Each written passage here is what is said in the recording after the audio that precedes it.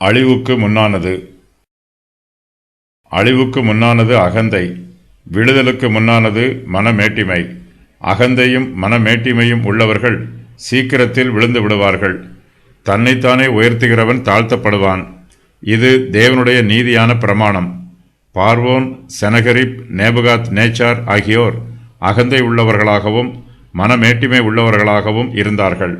அவர்கள் தங்களை தாங்களே உயர்த்தினார்கள், கர்த்தரோ அவர்களை தாழ்த்தினார். தேவனுடைய நியாய விசாரணைக்கு முன்பாக நீதிமானும் நிற்க வேண்டும், துன்மார்க்கனும் நிற்க வேண்டும். இருதயத்தில் தாழ்மை உள்ளவனும் நிற்க வேண்டும், இருதயத்தில் பெருமை உள்ளவனும் நிற்க வேண்டும்.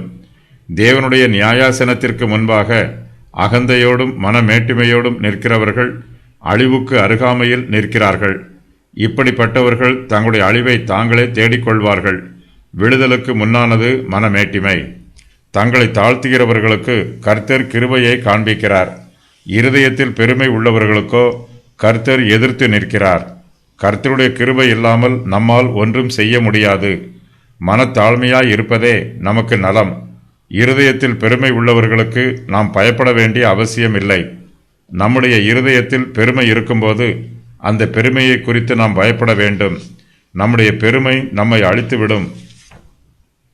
தங்கள் அகந்தையினால் அழிந்தவர்கள் ஆசகேல், பெனாதாத், பாபிலோனியர், அசிரியா, நேபுகாத் நேச்சார், ஏதோம், ஏரோது அகிரிப்பா